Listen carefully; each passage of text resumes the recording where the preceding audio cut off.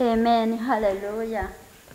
Turashima Imana aya masaha meza tugeze mu ijambo ry'Imana. Turanezerewe aya masaha ko Imana itugiriye ubuntu, tukaba tugeze mu mwanya wo kwiga ijambo ry'Imana, tukaba tugeze mu mwanya wo guhugurana, tukaba tugeze mu mwanya wo kumva icyo Umwuka Wera avugana natwe. Mbere yuko tugira icyo dutangira, reka tubanze dushimira Imana. Mana yacu mu izina rya Yesu, tuguhaye icyubahiro aya masaha meza uduhaye yo kuba turi mu nzu yawe, yo kuba tuje gutega amatwi ngo wumve icyo uvugana natwe. Turakunezerewe akanya keza tugezemo Mana, iri jambo tugiye kumva, reka Mwuka Wera uganze, reka Mwuka Wera utegeke, reka Mwuka Wera uyobore, reka uvugane n'imitima yacu, reka uvugane n'ubwenge bwacu, reka uduhugure, kuko Mwuka Wera ni wowe mufasha dufite, ni wowe utuyobora, ni wowe utuyobora muri uru rugendo turimo rw'agakiza. Mwuka Wera tutagufite, ibyo twakora byose, ibyo twagenderamo byose ntacyo twashobora, kuko ijambo ry'Imana riratubwira ngo dushobozwa byose na Kristo duha imbaraga. Sengeye buri gutwi kose kuri bwumvira ijambo aya masaha Mwami, ndasenza imbaraga z'Umwuka Wera zimanukire mu matwi yabo, imbaraga z'Umwuka Wera zimanukire mu mitima yabo, imbaraga z'Umwuka Wera ziganze muri iri teraniro, ziganze ku buri muntu wese ahari. Haleluya. Ndabashuje mu izina rya Yesu. Ndanezerewe aya masaha ko tubonye akanya ko kuganira ku ijambo ry'Imana. Amen. Dawidi niwe wavuze ngo kuba mu nzu y'Imana umunsi umwe wonyine bimurutira kuba hanze imyaka 1000. Haleluya. Nuko Dawidi yari yarabonye ko iyo aje mu nzu y'Imana hari ubutsinzi akuramo, iyo yaje mu nzu y'Imana hari imbaraga zidasanzwe z'ubumana akura mu nzu y'Imana, iyo yaje mu nzu y'Imana ahabonera ubutsinzi, ahabonera imbaraga. Niyo mpamvu nkwifuriza uyu mugoroba uko waje hano muri iyi nzu y'Imana ataba ari kuri butahe, ataba ari kuri busigare, uyu mugoroba ugirirwe neza n'ijambo ry'Imana. Haleluya. Haleluya chachi. Ndashima Imana rero, reka tujyane hamwe dusome ijambo riri mu gitabo cya Matayo ibice 25 duhere ku murongo wa mbere. Umutwe w'amagambo uravuga ngo mugani w'abakobwa 10. Murongo wa mbere ngo icyo gihe ubwami bw'Imana, ubwami bwo mu ijuru bugereranywa n'abakobwa 10 bajyanye amatabaza yabo bajya gusanganira umukwe. Ariko muri abo 10 batanu bari abapfu, abandi 5 bari abanyabwenge. Abapfu bajyanye amatabaza yabo ntibajyana n'amavuta, ariko abanyabwenge bo bajyanye amavuta mu mperezo zabo hamwe n'amatabaza yabo. Umukwe atinze bose barahunikira barasinzira. Haleluya. Ndashaka ngo tuganire aya masaha, tuganire ku ijambo rivuga ngo kuba maso. Amen. Kuba maso, subiramo ngo kuba maso. Reka mbabwire cyacu, muri iki gihe abantu ntago bari maso. Mu buryo bw'ubumana ntago bari maso, bari maso barareba, baragenda, baratekereza, ariko ntago bari maso ngo imitima yabo ihweze, Mwuka Wera agendane nabo barebe ibi bihe turimo. Nibihe biruhije, nibihe abagenzi bananiwe, nibihe abagenzi bacogoye, nibihe abagenzi basubiye inyuma, ariko ndakwifuriza kugira ngo muri ibi bihe turimo bamaso, bumva Mwuka Wera icyo avugana nawe, umva Mwuka Wera icyo akubwira, umva Mwuka Wera icyo aganiriza ubuzima bwawe. Vuga ngo amen. Hano tubonye abantu b'ibice bibiri. Twabonye abantu 5, tuhasomye abantu 5 bari abantu 10, ariko dusomye abantu 5 b'abanyabwenge, abandi 5 ari abaki, ari abapfu. Ariko aba bantu bose bari baratuye ko Yesu ari umwami n'umukiza, bari barakijijwe, bazuraga Umwuka Wera, bazaga mu nzu y'Imana bagaterana nk'uko duteranya aya masaha, nk'uko turimo kumva ijambo ry'Imana. Ariko nubwo bagendaga imitima yabo ntago yari imwe. Haleluya. Imitima yabo ntago yari imwe. Bamwe Bibiliya irambwiye ngo bari abapfu. Muri iki gihe rero hari abagenda bumva ko buzuye Umwuka Wera, ariko mu mitima yabo n'abapfu, nta Mwuka Wera bafite. Haleluya.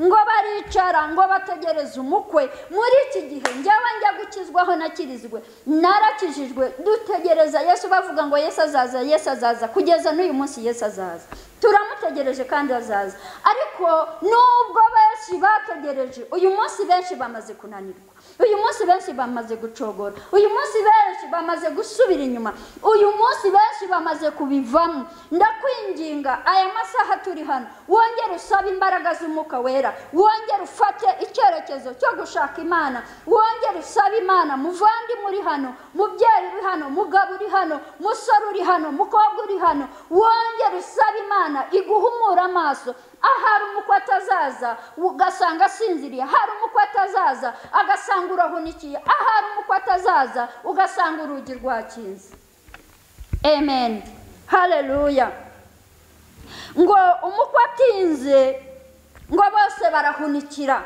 muri iyi minsi turahunikiye bene data muri iyi minsi abantu turahunikiye nta mbaraga z'Umwuka Wera zikigendana natwe nta mbaraga z'Umwuka Wera zikivugana natwe nta mbaraga z'Umwuka Wera Umwuka Wera yarigendeye abantu twabaye ibikuri muri iyi minsi haleluya haleluya cyaki haleluya abavuga butumwa mureka twongere twegera Imana mureka twongere tuyinginge haleluya twongere twegera Imana ijambo riravuga ngo nituyegera natuzatwegera ngo ariko ninjoro mu gicuku habaho urusaku umukwe araje nimusohoke nimumusanganire maze babakobwa bose barahaguruka baboneza amatabaza yabo abapfu babwira abanyabwenge bati nimuduhe ku mavuta yanyu kuko amatabaza yacu yazimye haleluya nubwo Yesu azaza haleluya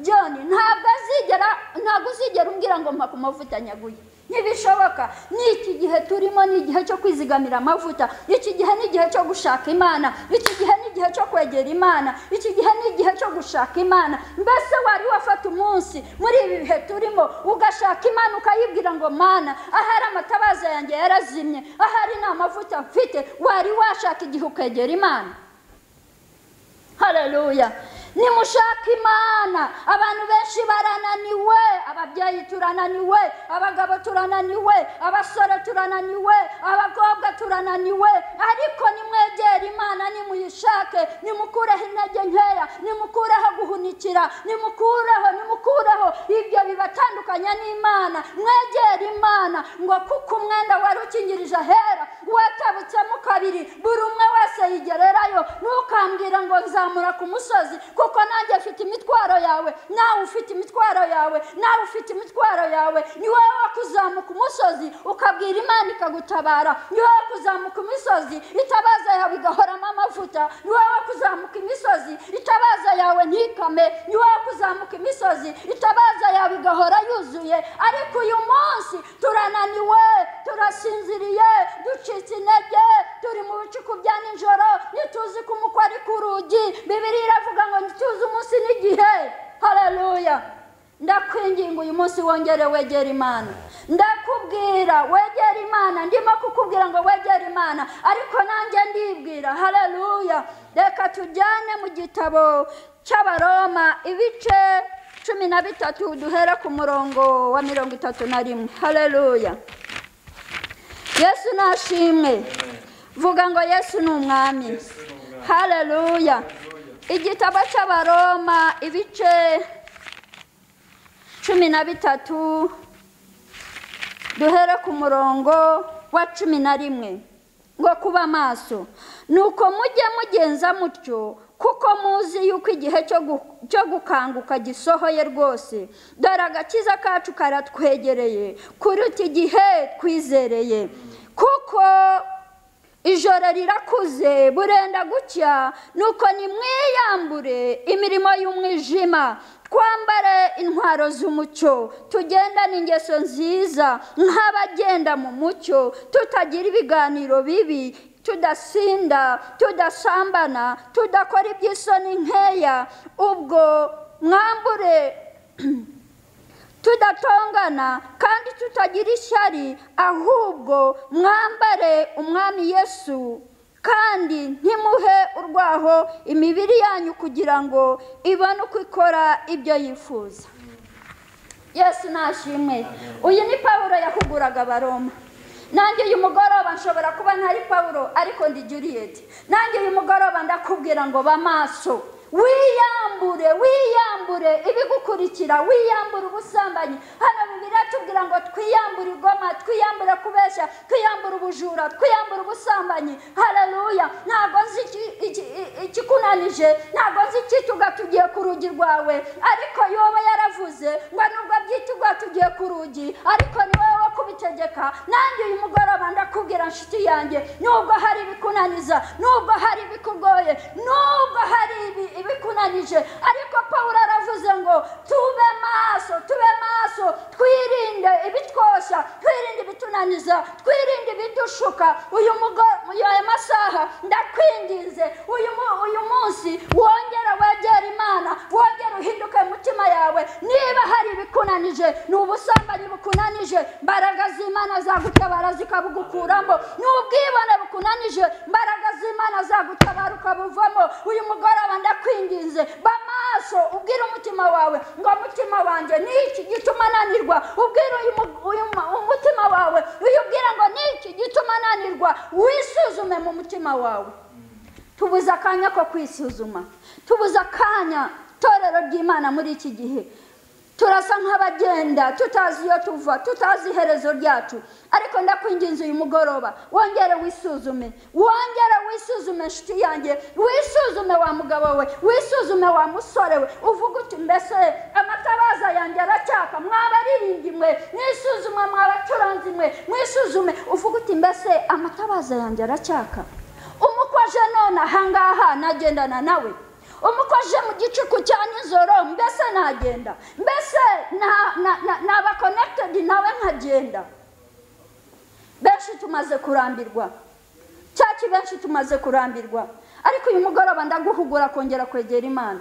Uyu mugoroba ndaguhugura kongera gusanga Imana. Uyu mugoroba ndaguhugura, shaka igihe cyawe n'Imana, shaka umunsi usabane n'Imana. Nusabana n'Imana, Imana izakubwira ibizakubaho, izakubwira ibigiye kukubaho, izakubwira ibiri imbere yawe, izakubwira aho ucyamitse ibirenge. Nurangiza imbaraga z'Imana zigukureyo, ariko ntabwo Imana izagusanga uri mu mwijima uzerera utazi iyo ujya n'iyo ugana, ngo n'Imana nirangize igukureyo utafashe igihe cyo gusabana n'Imana.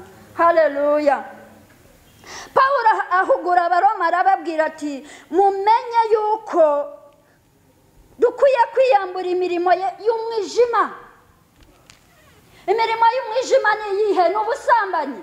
Imirimo y'umwijima ni iyihe? Ni ukubeshya. Imirimo y'umwijima ni iyihe? Ni uguca inyuma umugabo wawe. Imirimo y'umwijima ni iyihe? Ni ukubeshya, ni ukuroga, ni ugusambana, ni ukwiba. Kandi ibyo ngibyo nibyo bisigaye bituruka, nibyo bisigaye bitegeka abana b'Imana, nibyo bisigaye bibakuraho ubuntu bw'Imana, nibyo bisigaye bituma abantu bacogora, nibyo bisigaye byabaye byinshi mu mitima yacu. N'icyo kigira igihe cy'Imana byabaye byinshi mu mitima yacu, ntidusagura umwanya w'Imana kuko Mwuka Wera yarahunze. Bwira mugenzi wawe ngo ndakwifuriza Umwuka Wera kugaruka mu buzima bwawe, kuko Umwuka Wera naba mu buzima bwawe. Mwuka Wera azakubwira ati ariko yewe icyo kintu ukoze ntabwo ari cyiza. Mwuka Wera azakubwira ati nyamara wa mugore we ukugenza siko wari ukwiye kugenda. Mwuka Wera nakuzaho wa musore we, uzajya gusura umukobwa nutangira kumukora kwibere, Mwuka Wera akubwira ati sigaho, ibyo ntibikwiriye umwana w'Imana. Ariko ndakubwiza ukuri, utagifite Umwuka Wera muri ibi bihe nta kintu ufite. Mukozi w'Imana umwe niwe wigeze kuvuga ngo ni igiporoporo.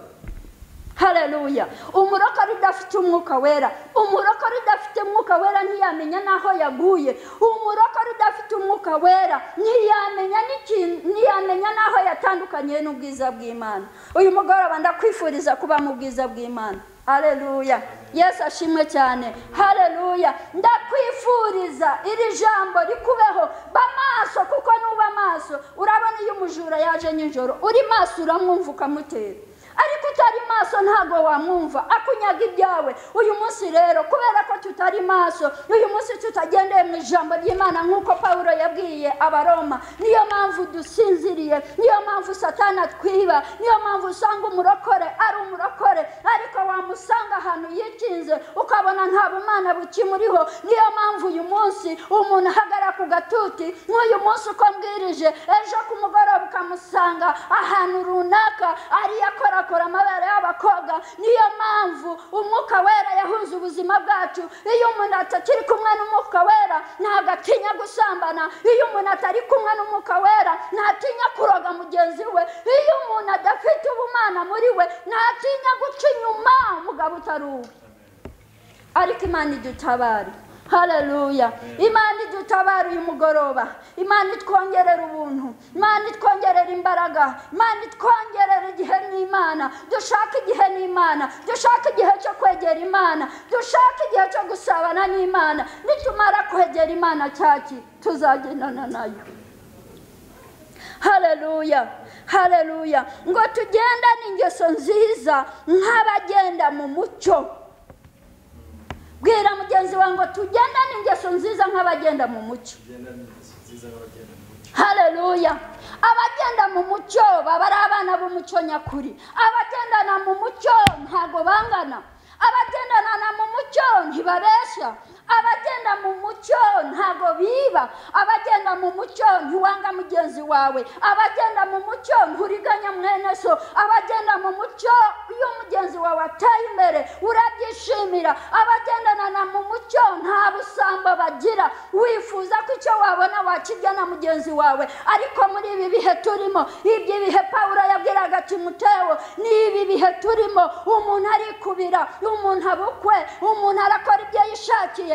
Ariko twihangane twongera dusubire mu rufatiro rw'Imana. Haleluya. Kongera dusubira ku rufatiro rw'Imana cyaki, kongera dusubire ku rufatiro rw'Imana. Hari ibintu byinshi Imana yadukoreye, hari ibintu byinshi Imana yatunyujijemo, hari ibintu byinshi twasingirije n'amaboko yacu, hari ibyo twabonaga n'amaso yacu tukabona biri kure cyane, ariko kubera ko Imana yadukunze twarabisingiriye. Uyu munsi tumeze neza. Uyu munsi niki mbese niki gituma Imana wava ku Mana. Haleluya. Ndakwifuriza wongera ugirane ikihe n'Imana, wongera uhure n'Imana, wongera usabane n'Imana. Nshuti yanjye wongera uhure n'Imana. Ndakubwiza ukuri ntuzahura n'Imana, ntuzaganira n'Imana, ntuzagenda uko ijambo rivuga, ntuzasoma Bibiliya ngo unanirwe. Iki twisha benshi Bibiliya tuyihunguraho tuje ku cyumweru mu rusengero, twasubirayo tukayishyira mu nzu. Ariko iyo ufashe igihe cyo gusenga Imana ugasoma Bibiliya wumva wuzuye imbaraga z'umwuka wera, wumva umusozi uri imbere yawe wawuterura, kubera yuko umwuka wera yaje kubaho. Umwuka wera yaza arakuvugisha, araza arakongorera. Wagize igihe cyo gusabana n'Imana, ariko ikitushe muri iki gihe nta busabane dufitanye n'Imana. Haleluya. Nta busabane dufitanye n'Imana, turasinziriye. Kandi iki gihe si cyo gusinzira, iki gihe kiragoye. Haleluya. Abari mu materaniro nababwiye ikintu Imana yanyeretse ninjoro ishyiramo iyerekwa. Itorero ryinshi rikurikiye inzira yo kurimbuka, ariko inzira ijya mu Mana irafunganye, irimo abantu bakeya. Ndakwifuriza wongera usabane n'Imana, Imana ikugirire neza. Haleluya. Haleluya. Ukaba uri muri iri teraniro warasubiye inyuma, wumva utagifitanye ubusabane n'Imana, ni wowe uzi aho wagwiriye, ni wowe uzi aho wananiriwe, ni wowe uzi aho wacogoreye. Ndagira ngo aka kanya tugezemo wiyinire umutima wawe, wowe wisuzume, ubwire Imana ngo Mana ndakwinginze wongere usubize mu bumuntu bwawe, wongere unkomeze, wongere unyobore, undinde kugwa. Komeza amaboko yanjye, komeza umutima wanjye, komeza amavi yanjye, nkomeza Mwami Yesu, kuko utankomeje nananirwa. Ndakwingiza uyu mugoroba, subiramo aya magambo ngo Mwami Yesu, ndaje imbere y'amaso yawe Mwami, nakoze ibyangwa n'amaso yawe, nakoze ibyangwa n'amaso yawe, naracumuye. Ndakwinginze aya masaha, nyamara kumva ijambo ryawe, numbabarira ibyaha byanjye ibyaha byanjye ubihanagure mazina yanjye yakora mu gitabo cyo kurimbuka uyashyira mu gitabo cy'ubugingo mwami Yesu nkomeza amaboko nkomeza umutima nkomeza amavi kuko utari kumwe nanjye mwami nacogora nasubira inyuma ndakwinginze uyu mugoroba wongera amazina yanjye uyashyira mu gitabo cy'ubugingo kandi umpa imbaraga omereza ku maso yawe ngo usabire Imana Mana ya Aburahamu na Yakobo na Isaka ndasenze uyu mugoroba mwami wanjye navuganaga n'ubwoko bwawe ijambo ryo kuba maso navuganaga n'ubwoko bwawe ijambo ryo kongera gusubira ku rufatiro mwami bakamenya ukuri ku ijambo ryawe bakanga ibyaha bakanga ibicumuro uyu mugoroba hari abatsinzwe n'urubanza mwami ndabasengeye komeza imitima yabo mwami rimoko setekeri babayanda komeza imitima yabo mwami Yesu barananiwe baracogoye kandi mwami agatsinda hari bidukurikirana badata bakoze ibyaha nibasingira ubwiza bw'Imana uyu munsi nibyo bidukurikirana nsengeye abasore baraha mu izina rya Yesu w'i Nazareti ibyo byabananizaga mwami ubikureho nsengeye abamama baraha ibyo byabananizaga mwami binasharezwe imbere yabo nsengeye abagabo n'abagore abasore n'abakobwa bongerera imbaraga muri ibi bihe Pawulo yavuze mwami ko tugomba kuba maso turakwinginze reka amatabaza yacu mwami wanjye yongere yake reka amatabaza yacu mwami wongere uyuzuzemo amavuta uduhe inzara n'inyota by'ijambo ryawe uyu mugoroba ntegetse imigambi ya Satani rekura ubu bwoko Satani ijambo ry'Imana rirambwira ngo wazanywe no kwica no kurimbura no kwangiza ariko uyu mugoroba fashamira imigambi yawe fashamira inama zawe fashamira ibitekerezo byawe buri nama zose wagabye buri migambi yose waturiye iri teraniro ndakuvomye rekura ubuzima bwabo rekura ubugingo bwabo rekura imirimo yabo rekura imitima yabo mu izina rya Yesu w'i Nazareti urarekura ubuzima bwabo mu izina rya Yesu woherejeho umuriro w'Imana twike muriro w'Imana ugukongore muriro w'Imana usenya imigambi yawe mu izina rya Yesu ubu ni ubwoko bw'Imana aba ni abana Imana yarose ubu ni ubwoko bw'Imana mu izina rya Yesu mwami bongerera imbaraga zawe barinde kunanirwa Mana barinde gucika intege imitima ikayica mwami imitima icitse intege iyo nyiringabo mwami y'amava asukuma imitima itaneburitse ongera uyikomeze mwami Yesu Rimoko sete keri baba yandoro boshete rababa kasata kari arama mazende riyoro bobo kosete keri baba yanda ijambo ry'Imana rirambwira ngo buri ntwara yose batuye kuturwanya ngo ntakizadutwara uyu mugoroba mubise hasi buri ntwara yose mubise hasi gukora ku mwanzi mubise hasi imigambi ya Satani uhagurukira itorero ushaka ko itorero rimarwaho ushaka ko itorero rigwarikana ariko uyu mugoroba mpamagaye imbaraga z'Umwuka Wera Mwuka Wera bamanukire Mwuka Wera bazeho mu mirimo yabo buzura Umwuka Wera mu kazi kabo buzura Umwuka Wera bari mu mago yabo buzura Umwuka Wera Mwuka Wera ganza ku buzima bwabo urakoze mwami Yesu ko hari ikiremye kandi hari umugore uyu amasaha ushobezamo imbaraga hari umugabo y'amasaha ushobezamo imbaraga hari umumama cyangwa umupapa cyangwa umusore cyangwa umukobwa ushubizemo imbaraga mwami wanjye icyubahiro ndakiguhaye tugukomeye mu mashyi icyubahiro kibi cyawe mu izina rya Yesu dusenze twizeye amen haleluya icyo nakubwira nsoza ndakubwira ngo ufate igihe n'Imana iyo ufashe igihe n'Imana Mwuka Wera aragusanga araguhishurira arakubwira akugira inama agufata ku kuboko ariko nukuri ariko ubundi waheze ku wa mbere uri mu kazi kugeza ku wa gatanu uri mu kazi ku wa gatandatu utashye ubukwe uragiye urariye uranyoye niki kizagushoboza nshuti yanjye niki ariko nufata igihe njya mbona Yesu ari kumwe n'intumwa ze John yafataga igihe akazamuka umusozi akabibeta akababwira ngo mube muri hano nzamutse hano gatoya. Yajyaga gukora iki? Gusaba imbaraga. Yajyaga gusaba imbaraga kugira ngo ashobore, kugira ngo abashe. Nawe yari umuntu, yari afite akamere nk'akacu, ariko igihe cyose Bibiliya irambwira ngo yafashe igihe cy'amasengesho iminsi 40 ari mu butayu, ngo arasenga, ngo yinginga Imana, ngo Satani arangije aramusanga. Niba Satani yarasanze Yesu, wewe wibwira ko atazagusanga? Azagusanga. Ni iyihe ntwaro umunesesha? Ni iyihe ntwaro umutsindisha? Ni iyihe ntwaro ukoresha kugira ngo umutsinde? Ariko Yesu aramubwira, Satani araza aramubwira ngo niba uri umwana w'Imana, fata aya mabuye uyahindura umutsima urye. Kuko yari amufatiye mu bihe byo gusenga, kubera ko Yesu yari yuzuye imbaraga z'Imana. Haleluya. Rimakosete aramubwira ati umuntu ntatungwa n'imitsima gusa, ahubwo atungwa n'ijambo ry'Imana. Haleluya. Nanjye uyu mugoroba ndakubwira ngo amafiriti ntabwo ari azagutunga gusa, umutima w'ijambo ry'Imana niwo uzagutunga. Umubiri wawe ugakomera, ugakomera mu mubiri, ugakomera mu bwenge, ugakomera mu mbaraga z'Umwuka Wera, kubera ko wuzuye imbaraga z'Imana. Haleluya. Ndakwifuriza uyu mugoroba gushaka igihe n'Imana. Ndakwifuriza uyu mugoroba gushaka igihe usabane n'Imana. Imana ibahe umugisha. Amen.